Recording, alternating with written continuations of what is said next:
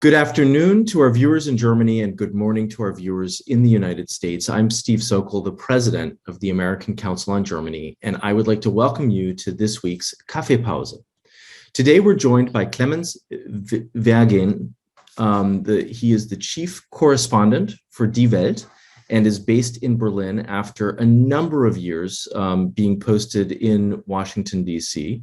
And he is a true transatlanticist, having also spent time in Chicago as an Arthur Burns Fellow. Clemens, herzlich willkommen. It is great to see you, and thank you so much for taking the time to talk with us today. Thanks, Stephen, for having me. So, Clemens, as you wrote about, and as you have followed closely, last week, the German Chancellor Olaf Scholz was in Washington, and while he was in Washington, the French President Emmanuel Macron was in Moscow. This week, it seems that Scholz is following in Macron's footsteps with a trip to Kiev today and Moscow tomorrow, and he is very much hoping to find a diplomatic solution and to de-escalate tensions with Russia. I'd like to start by just asking you to talk with us a little bit about your take on this shuttle diplomacy, the back and forth between capital cities in an effort to try to tamper down the tensions with Russia, and whether you think these are actually productive. Well, I think talking is always better than shooting. And in my opinion, I mean, this when US President Joe Biden sort of made this opening towards Russia and saying, you know, we are open to discussing all your grievances with the West. I think the Russians saw an opening to get what they always wanted, a recreation of the sphere of influence in Eastern Europe. But Biden actually meant it as sort of like gaining time, not necessarily because he believed that the differences between the West and Russia could be resolved by diplomacy, because as we've seen, they cannot, because we cannot grant restricted sovereignty of states in Eastern Europe and the recreation of the old Soviet sphere of influence there. But I think the idea was even if we didn't succeed in coming to an arrangement, we at least would postpone military actions from the Russian side and sort of try to up our deterrence game in order to ultimately convince Putin to not attack. And insofar, although we didn't resolve anything diplomatically, I think it has been successful, but because we haven't seen a military campaign yet. So that in itself, I think, is a success. And that's the framework in which I see all the shuttle diplomacy going on. You know, there's been some showmanship on the side of Macron, who was in an election campaign, which was sort of like unfortunate. The Finns don't like it when people talk about Finlandization, because they actually don't like the concept. But for the rest of it, I think it was at least successful and is still successful in postponing military action of the Russians. Well, so you're absolutely right. So far, a military action has been postponed, but of course, Scholz's trip to Kiev and to Moscow comes amid pretty dire warnings over the weekend that a Russian invasion is imminent. It could happen as soon as Wednesday. This is something that's been played up by Washington, but of course been played down by President Zelensky in Kiev. What's the take in Berlin? How imminent is the threat? From what our people with connections in the BND say, they sort of share the American view on the danger, mostly. They see sort of the way, the proactive and aggressive way that the Biden administration went public with it as an attempt to put pressure on allies to come to an agreed set of sanctions and a harsh set of sanctions in the case of a Russian attack. You know, this, if you say like an attack can happen in 4 days, that means you better get your house in order and have the sanctions ready to go when the attack actually starts. I think that was a sort of a secondary function of the Biden administration going public with this. And the Ukrainians, so from what I can see, the Ukrainians are of the opinion that there are still some crucial elements lacking for a real invasion, that the military posture of Russia has a lot of elements necessary for an invasion, but not all elements yet.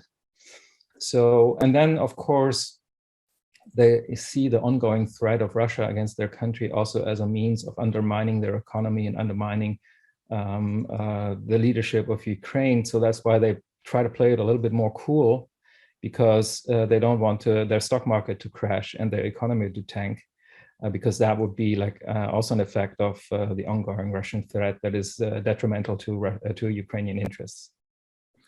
It's been interesting in some of the reporting that I've seen, and some of the guests that we've had in recent weeks who have actually been in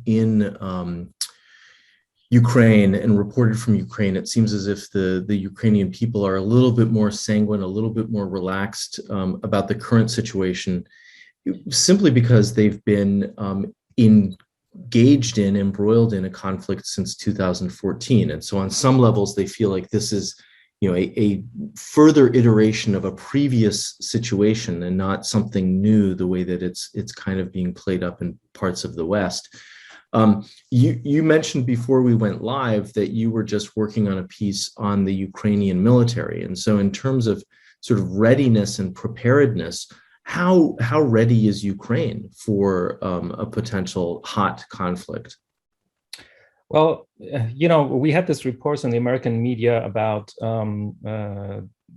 basically the CIA overhearing or tapping into the discussion of Russian officials, intelligence officials, and military officials who said that a military campaign against Ukraine might not as easy as President Putin and his inner circle think.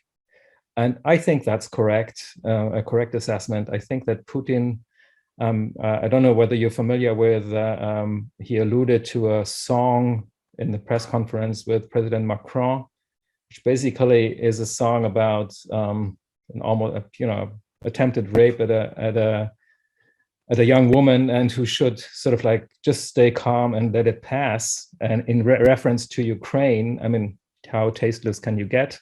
But that's actually, I think this is probably a depiction of how Putin sees Ukraine as sort of like a country that is can be easily conquered. And I think it's not as easy as that. It's a view that has been influenced by the campaign in 2014, where when Ukraine only had 6,000 battle-ready troops and had to gobble together militias and volunteers in order to defend against the Russian aggression, and had and incurred a lot of losses during that campaign. We are talking today about a completely different Ukrainian military. It's much more modern. It has like 260,000 battle-ready soldiers. It's it's sort of like prepared for a grueling ground war, which will cost a lot of losses on the Russian side, and still some weaknesses. If you're interested, I can sort of like paint the picture a little more completely. So we have on the Russian side, we have a new study coming out from a Kiev think tank today about roughly 150,000 troops, Russian troops in the border. And my sources in Ukraine say that they think that when the Russians attack, it's probably more like 180,000, because probably Belarus is going to be in that campaign too. But on the other side, you have not only the active army soldiers, but you have 400,000 well-trained and battle-hardened veterans who are veterans of the 2014 war and the war of attrition that Russia is waging since then in eastern Ukraine, who are well trained in and experienced in hybrid warfare and the kind of low-intensity warfare that has been going on at the contact line for years and years. So this is a completely different Ukrainian army. It's much more up to modern command and control structures like we see in NATO countries. It's trained it has completely new special forces trained by the US, by Canada and Britain, for example, and which are supposed to be very good soldiers, very well-trained soldiers. So what the weaknesses that they have is Navy. They lost 70% of their Navy mostly in Crimea in 2014, and they haven't succeeded in creating a new Navy yet. And air support. I mean, the Russians have complete air superiority. They have the more modern fighters. They have many more fighters. The Ukrainians have basically fighters from the Soviet area, which are sort of like coming close to the end of their shelf life. And then we have the S-400 aerial defense system the Russians have, and they can deny air access to the Ukrainians in a good part of their Ukrainian airspace. But as we know from America's wars, if you want to win a war and occupy territory, you actually have to employ ground troops. And when should the Russians start a ground war, I think this is going to be heavy losses for the Russians and body bags coming back to Russia.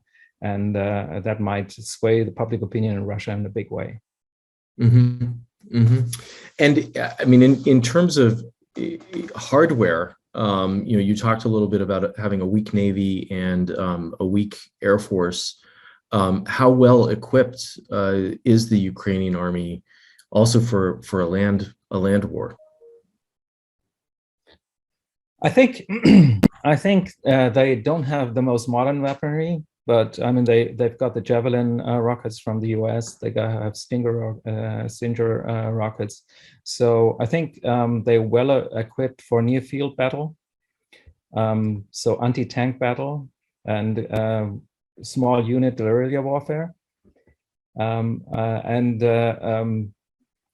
of course, they have the higher numbers and they know better about the terrain. And should the Russians enter into urban warfare, I think they're going to be up for a big surprise. So I think they're still at a disadvantage when it comes to the huge plains of Ukraine. I mean, there's not much to hide behind. But they're digging trenches and trying to do it the old-fashioned way. And but I think what is most important is that the Ukrainians have a complete different level of motivation and moral when it comes to this. They have a fairly young officers and soldiers, many enlisted in the 2014 and 15 war, motivated to defend their country. And that's just a completely different situation when you defend your own country against an invader. It's a different kind of motivation as if you're a Russian soldier who doesn't really know why he's there actually and what he's fighting for. Before we went live, you talked about the fact that you, in covering this story, have kind of been in a crisis mode, covering a crisis for weeks at this point, if not months at this point. And so I'd like to switch gears a little bit because, of course, over the past few months, a new government has entered office in Berlin. And in many senses, the tensions with Russia over Ukraine have posed the first real significant stress test for the traffic light coalition that is now in place in Berlin. And as somebody who's been writing about foreign policy for years, I think it's fair to say that you've argued that Germany has to step up, that Germany has to do more. Can you talk a little bit about specifically how Germany is responding to the current crisis and some of the divisions that we're seeing within the coalition parties? Well, I think us foreign policy aficionados are always thinking that Germany should step up more, and we've been writing about this for like the last 15 years, and it's not really happening, at least not in the security domain. And I think in the current crisis, a lot of chickens have come home to roost for Germany. I mean, we've been in complete denial about after 2014, which completely changed the geopolitical landscape of Europe and drove home the fact that we are dealing with a neo-imperialist Russian power, which sort of reverts to patterns of Russian history that we've seen under the Tsar regime and also under the Soviet regime of always extending its borders and extending its sphere of influence. Germany didn't react to this kind of change of the geopolitical landscape. We should have stopped Nord Stream 2. We've been lying completely about Nord Stream 2 for years and years. We've been telling all the critics in Europe and in the US that this was only a private economic project without any political significance, when everybody who is an expert said that's not true. And our governments have been saying this anyways. The first time that the German government sort of gave in and said, maybe it is political, was in last summer when they had the agreement with the Biden administration that Ukraine should get not only economic compensation for Nord Stream 2, but also a political compensation, which Berlin hasn't given yet, by the way. The agreement is not fulfilled on the Berlin part of it. That's an important reminder. So when the new government took over and the Social Democrats were now the ruling party, always had a soft spot for Russia in recent years. And Social Democratic politicians reverted to the old position that this is only a private project and shouldn't be politicized. It was like, really? I mean, we're still feeding others this completely ludicrous line? And I think Olaf Scholz has been very, very late in reacting to this crisis. He's been missing in actions for a lot of time. And he's only slowly even mentioned Nord Stream 2 as a possibility for sanctions. He's not committed to it still not. And I think this is one of the low points of his visit to Washington, that he wasn't ready. He didn't even mention Nord Stream 2 in his press conference at all. And the fact is that mistrust in the German government in Eastern Europe has risen exponentially. And part of this is that everybody in Eastern Europe who's been paying attention knows that the Social Democrats are much less reliable when it comes to Russia than Merkel was. Although Merkel was, in some respects, also making a lot of mistakes, she didn't stop Nord Stream 2, which was always a project of the Social Democratic coalition partner. Schröder started that. But with Merkel, there was a trust that Merkel understood at least the danger Putin poses, that she understood the dangers of an authoritarian regime. The Social Democrats have always been weak on Russia, and they don't have the same trust Merkel had in Eastern Europe. And I think we are seeing this playing out now. There's a lot more German criticism of Germany now than in the Merkel years, although you could say Olaf Scholz didn't actually change Germany's policies so much. But there are two factors in this. One factor is that a lot of people, me included, think that this extreme crisis should make Germany change its tune, which it hasn't. And the second is that there's just much less trust in a social democratic chancellor when it comes to Russia and Eastern Europe than there was trust in Merkel. Mm-hmm. I mean, I guess in some senses, I think Scholz sort of personifies continuity from the Merkel era, particularly when it comes to calling Nord Stream 2 a commercial project and not really recognizing the real geopolitical impact that this project has.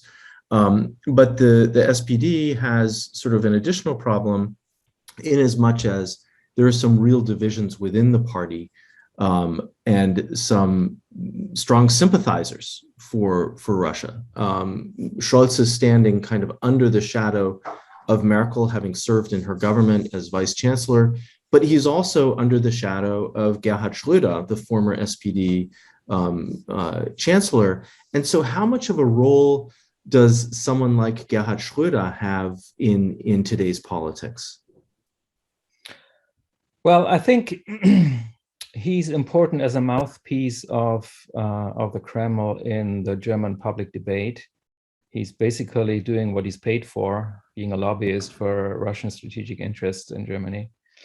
And given that some of those pro-Russian proclivities are also present in part of the German population, and these Russian talking points are all over social media in Germany, because Germany is the major aim of Russian influence campaigns in Europe. I think sort of Schröder in that function resonates with a small part of the public. I would not say it's a majority, but still a part of the public, and sort of that reinforces also this idea that there's a special relationship between Germany and Russia that sort of like transcends all the countries that are between us in Eastern Europe. Mm-hmm. There's this strange paternalistic attitude to some of the countries in Eastern Europe, which is really disturbing if you know about the history of the Second World War and the Molotov-Ribbentrop Pact. And mm-hmm. So which sort of like touches upon the bogus historic argument why we shouldn't give weapons to Ukrainians because, I don't know, because our guilt towards Russia should be bigger than our guilt towards Ukraine, although per capita, Nazi Germany killed more Ukrainians than Russians.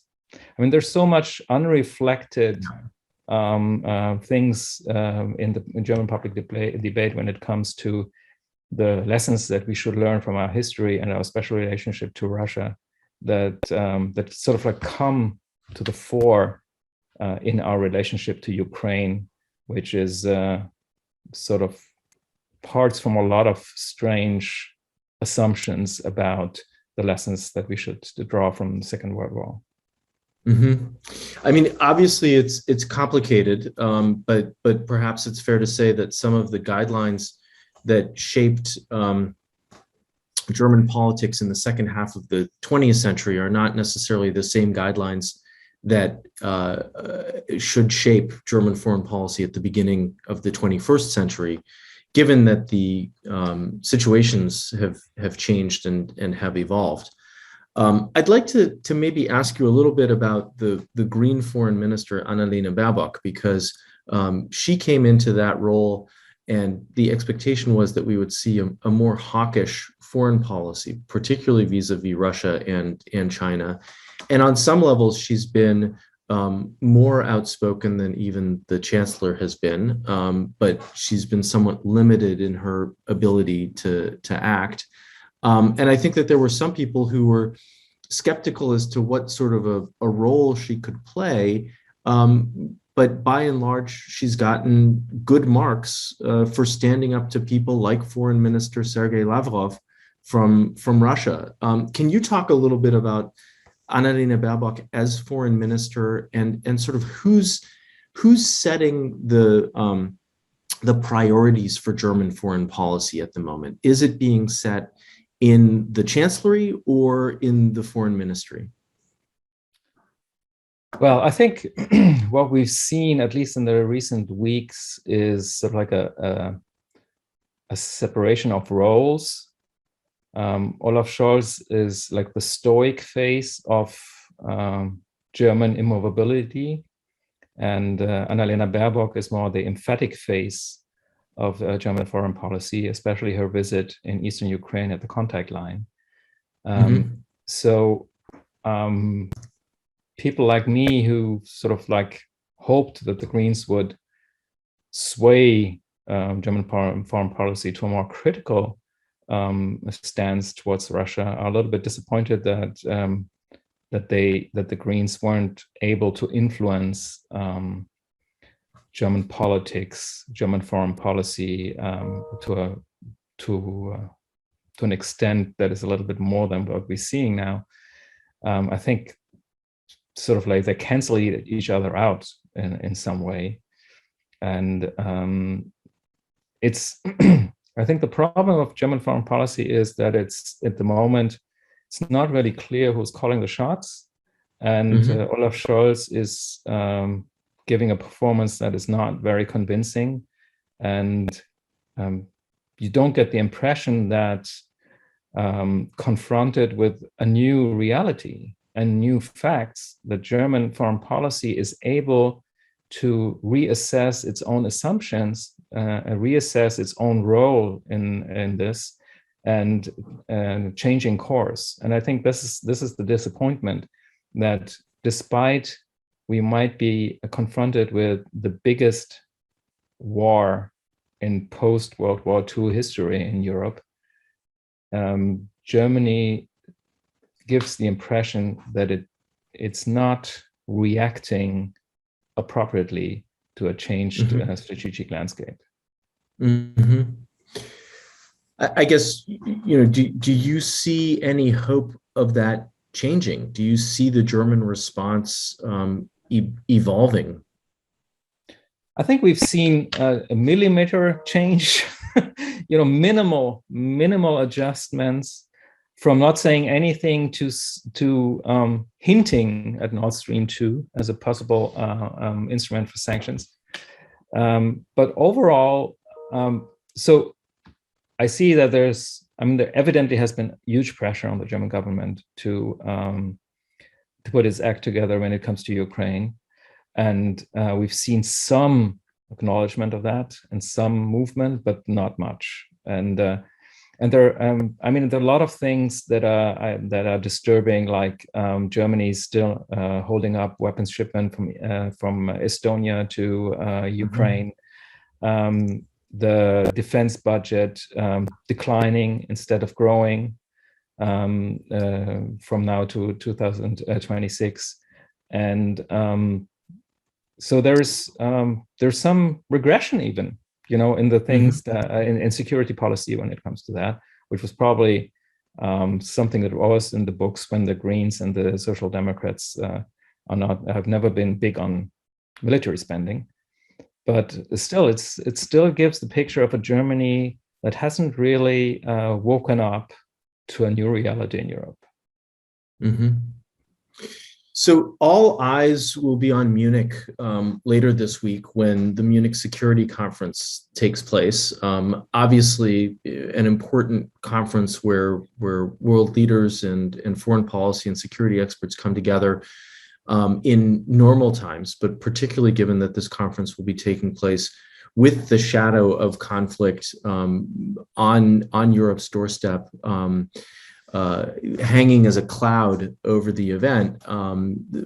Russia and tensions with Russia will play a very important role in many of the talks. And yet, up to now, as one of our viewers points out, Russia has refused to send anybody to the Munich Security Conference. And earlier today, I heard Wolfgang Ischinger, the chairman of the MSC, on Deutschlandradio talking about the fact that he still hopes Russia will be represented at the conference and that it would have a place on the stage as any other country would, in an effort to try to bring the different views together and possibly seek a diplomatic solution. What do you expect, if anything, to come out of the MSC this week? First of all, it's going to be much more difficult to cover the Munich Security Conference because journalists are able only to attend online and not in person. So given that a lot of what's going on in the conference is actually behind the scene, and you get a sort of like a hint and a taste of it talking to people in the aisles and when they do a coffee stop, it's going to be much more difficult to actually get an idea of what's going on there than in previous years because of the corona policies. I think I understand that Russia sort of doesn't want everybody ganging up on it in Munich, because that's probably what's going to happen if a Russian representative shows up there. So they don't want to have any of that. And I wouldn't be surprised if the Russians actually took advantage of the conference and started the war. I mean, there are a lot of important Western officials who are going to be there. Some of them, sort of like some travel time away from their capitals. And it's going to be more difficult to organize some of the response, I think, if they're not in as close contact with their governments at home. So, might be surprised by Russia there in a different way than them showing up. Mm-hmm. So some people are thinking that Wednesday might be the date that Russia would take action, and you think it might actually be later in the week, as the maybe not at all. I'm not maybe. at all sure. Now, getting into researching more about the Ukrainian army and how difficult a ground war would be for Russia. I actually today I'm probably more of the opinion that Putin has maneuvered himself into a bind, and some of the aggression we have seen also from Lavrov in the meeting with the British foreign minister. Maybe is because the Russians realize that actually a ground war against Ukraine might even have the potential, with a lot of Russian body bags coming back, to end Putin's regime. So I think they realize that they maneuvered themselves more into a bind than they thought in the beginning.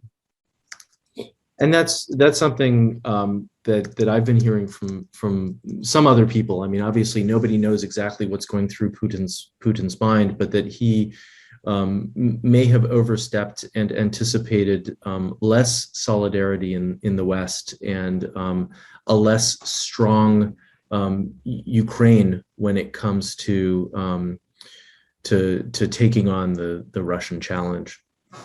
I'd like to fold in just a couple of viewer questions about this, and then maybe as we come to a close, ask you about something different. One of our viewers is curious what role Hungary might play in the coming weeks, particularly if Russia invades Ukraine. And I guess sort of as a footnote to that, one of the things that I had heard in the news this morning was a number of embassies moving their sort of place of work from Kiev to Western Ukraine so that they would be a little bit closer to the West, within a couple of hours drive of Europe if they needed to evacuate people.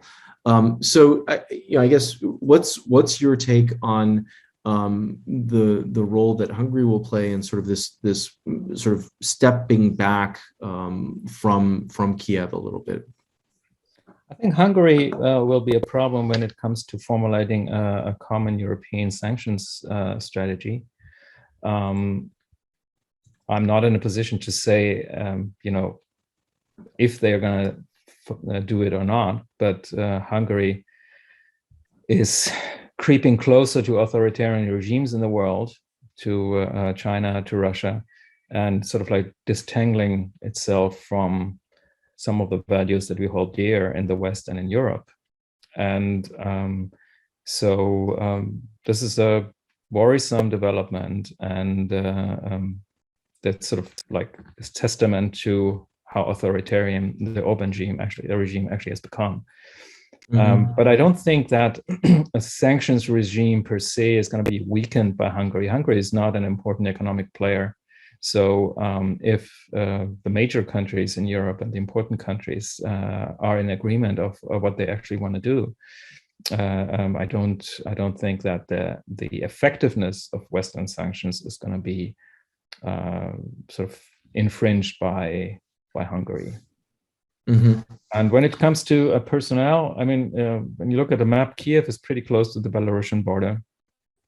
Some people say that the Russians might only need 48 hours to reach it. I think some Ukrainian security experts have a completely different view of that. They think it's much more difficult than some people say in the West. Part because of the preparedness of the Ukrainian forces for ground assault, but also because urban warfare in a 3 million city is going to be a nightmare for the Russians. And so I understand that they're moving out personnel for security reasons, and especially in light of the fact that, as the American president said, if war breaks out, there's no way that the American military is going to airlift people out of Kiev. I mean, they don't want to run the risk of getting into a shooting situation with Russian soldiers. So they're not going to do this. So the American military is actually preparing for eventually evacuating American citizens from Poland. Citizens who cross the border on the land border between Ukraine and Poland in the West. So from that perspective, it makes complete sense to say, okay, let's move people closer to the Polish border to get them evacuated from Poland in the case of an emergency, than having them stay in Kiev and maybe being blocked there and not able to get out. Thank you, Clemens. So we've talked a little bit about Nord Stream 2 and a little bit about the sort of energy dimension of this and the geopolitics of it. But one of our viewers sent in the following question. Considering the multifaceted global aspects of the present crisis in Ukraine, do you think it might be suggested to the United States that they consider enabling Iran to export oil and gas to European markets?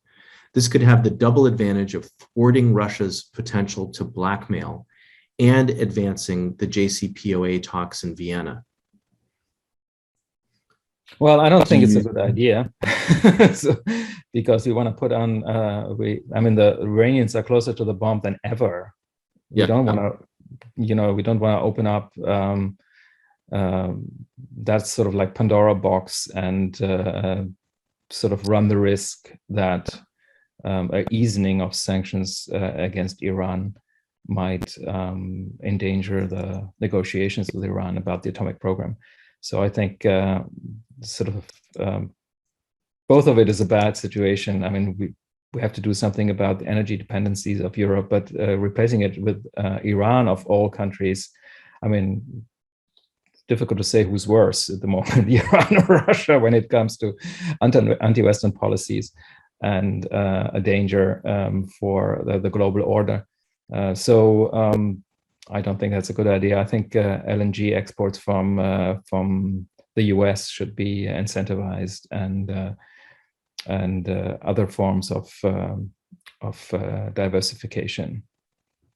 And I guess in that sense, has this, I mean, obviously there's been an ongoing debate in Germany about energy, particularly as Germany has been shutting down nuclear reactors. And I think that this current crisis has maybe highlighted Germany's energy dependence on others. But do you feel that this is really sparking the debate about energy diversity in Germany and energy's need to look to other sources like LNG from the United States in order to continue to have enough energy? I think the energy field is one of the things where we're not coming clean of the consequences of decisions that we make. Our decision to hysterically get out of atomic energy has a direct impact on our the climate balance, a CO2 balance, and on our geopolitical dependency on Russia. So we traded atomic energy for dependence on Russia, and we sold Ukrainian interests on the way. I think we haven't come clean about that. What is the connection between getting out of atomic energy and being much more dependent on Russia than we want to? And I think the debate in Germany about the taxonomy decision on the European level is a testament to that. I mean, there was a huge debate about greenwashing atomic energy because the European Commission thought they needed to label atomic energy as a climate neutral or climate friendly energy form. The actual scandal was not the so-called greenwashing of atomic energy, which has a far better far less climate impact than gas. But the real scandal was that German pressure led to the fact that gas was included in the taxonomy decision. Gas, which has not only more adverse effects on climate, but also has very bad effects on our geopolitical position in a time where Russia is recreating itself as an enemy of the West and an enemy of Europe, who wants to create dependencies in Europe, especially towards the biggest economy in Europe, the German one, and tries to divide Europe. And the German, the atomic energy the end of atomic energy in Germany means victory for Putin's geostrategic interests, and we haven't been clear about that. So obviously, Russia, Ukraine, and Scholz's travels have dominated the headlines in Germany in recent days. But the other sort of big piece of news over the weekend was that the German president, Frank-Walter Steinmeier, was reelected for a second 5-year term. And so before we end our conversation today, I wanted to ask you what you think he might do during his second 5 years. He did say he's Bundespräsident of all Germans, and that he's not taking on this job again as in a partisan position. But he did say that he would fight for democratic values, clearly looking at the situation in Ukraine right now. Well, let me be diplomatic here. I think that Steinmeier is much less inspirational when it comes to values of freedom and democracy in the world than Joachim Gauck was, his predecessor. We should remember the fact that the Nord Stream, the whole Nord Stream project was started when Steinmeier was Minister of the Chancellery under Gerhard Schröder. He has always been very soft on Russia. He has said, even as president, terribly stupid things about our historic guilt towards Russia, excluding Ukraine from that equation. And so I think Frank-Walter Steinmeier is a typical product of a special way of thinking inside the Social Democratic Party, a thinking that usually puts economic interest before values, a thinking that has sort of a soft spot for Russia. And although he has evolved since his days in the Schröder administration, I still think he's not very inspirational when it comes to value-based foreign policy. Mm-hmm. And perhaps lastly, as you look ahead to the rest of this week and the coming weeks, obviously, in addition to watching Russia and Ukraine and how those tensions might unfold and whether Russia actually does invade, what are the stories, what are the issues that you're watching that you'd recommend our viewers to follow as well? You mean besides Ukraine? Yes. Well, somewhat connected to Ukraine, but I think a little bit overlooked, is the way that Putin and Xi Jinping sort of like teamed up at the opening of the Olympic Winter Games. Xi Jinping basically said, we're with the Russians in overthrowing the current world order. We are with the Russians with not being held accountable for treaties like the Budapest Memorandum that they signed in '94, where they guaranteed Ukraine's border. We are with the Russians in the idea that might is right, and we want to overthrow the existing order in order to create an order that is more to our liking, which is based on power and not rules based. So I think this has been noted in Eastern Europe much more acutely than in Germany or in the western part of the continent, or also in the US, as a clear challenge to the international order and a sign that Russia and China are in the same boat when it comes to that. Mm-hmm. Well, Clemens Wergin, Chief Correspondent with Die Welt, I want to thank you for spending this time with us. This has been an outstanding conversation, a great Kaffeepause, and I hope that we will be able to have you again. I enjoyed the conversation immensely and hearing your insights, and I'd also like to thank our viewers for posing questions. Thank you, and thanks to everyone who's attended the call. Thank you.